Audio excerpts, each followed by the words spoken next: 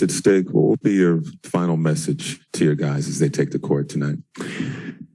Yeah, I mean, I'm not going to give you my Gipper speech right here before the game, but really the bottom line is,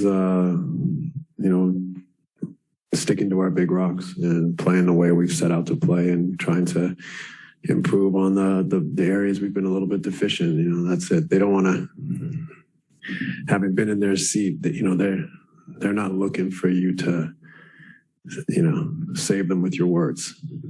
They're looking for the ball to go up and to start playing.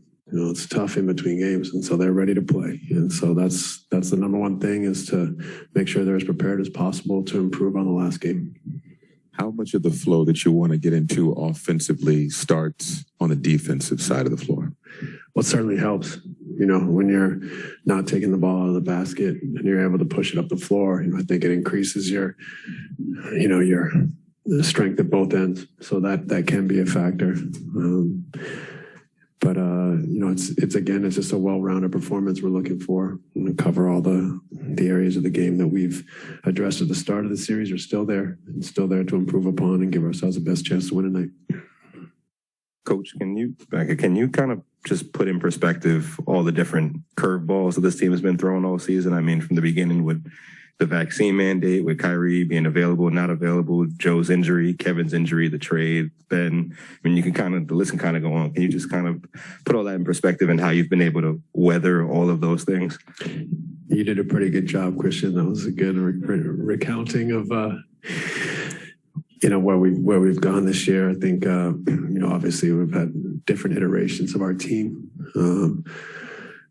We had kind of a month of COVID. We had the trade. We had Kevin's injury. We had Kyrie's absence, and then part-time and then full-time. And so, it's something that we've all had to grow from. It's challenged us in a lot of ways this year. And if anything, it's made us all better and stronger. It may have, all of that is definitely a factor in where we sit right now. Having said that, it's also made us better. It's also made us stronger. It's just not necessarily going to all come out now.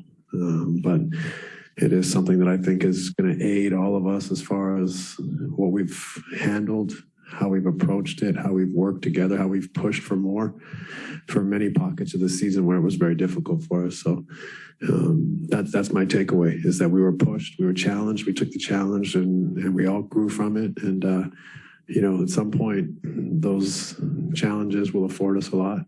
And we hope that we don't have to face so many going forward, though.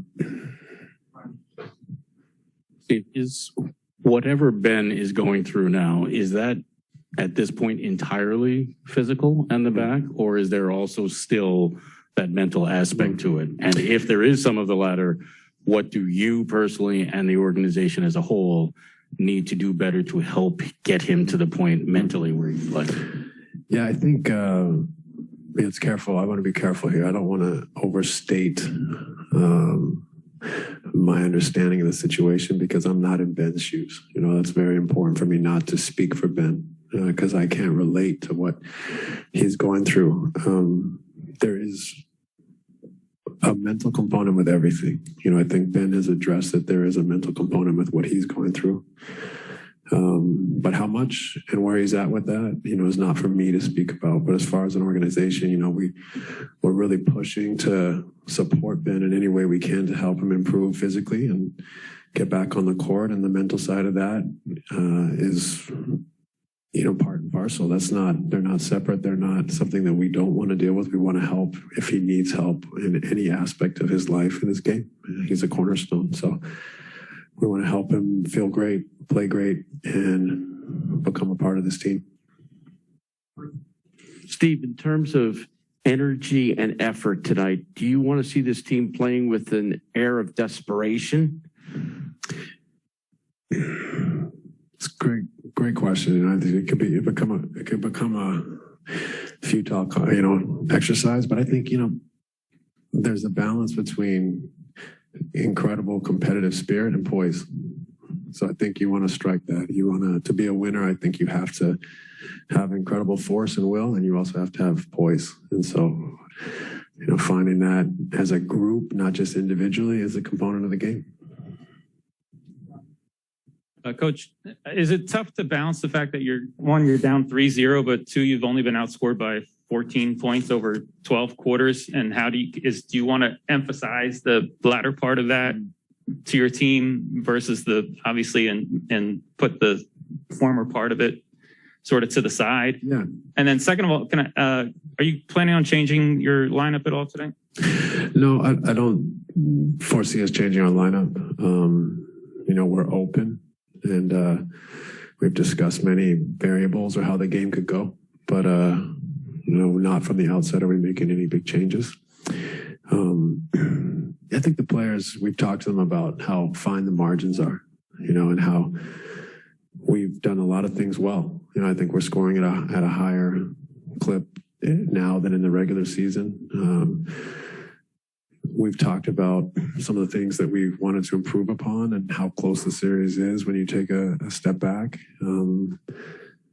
At the same time, you also don't want to, there's many ways to win a basketball game. So you don't want to just say, it's the live ball turnovers, because that could be replaced with some other deficiency on a night-to-night basis. But that's the clearest one. That's when you're talking about fine margins, that's the clearest one that hurts our offense and our defense.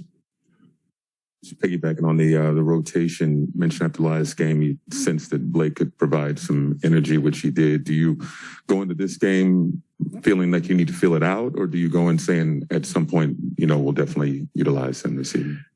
Closer to, I think he can play a part. We'll see. I can't commit to anything. I think we definitely want to see how the game goes, but he did bring a spirit and energy that was, I thought, valuable, and sometimes that a little change and tweak like that can give you a lift, and that can be an important pocket of the game that spurs you on or allows you to pick things up in a way that affects the latter part of the game as well. When Kevin's beating himself up the other night saying I'm overthinking too much, you have 2 days off. All you really do is think sometimes. Did you say don't watch any film of this? Don't, just react to what happens? Or do you sort of prepare more? So, how do you handle something like that? Yeah. I think everyone's different in how you approach and how you should approach these situations. Some people maybe need to get away, and some people need to dig deeper into the preparation. I think there should be a component of it is where you don't have to make sweeping changes. You can stick to what you do, how you do it, and then tweak it slightly depending on where you're at. So, we try to keep things in order, the way we've continued to do things, and then Kevin's going to, handle this time between games away from the group the best way he needs to handle it. And I think he's as experienced as they come. He's done it all, and he's somebody that we're very grateful to have, and our team has brought us a long, long way, and nobody wants to see him feel free out there more than me. Okay, thank you.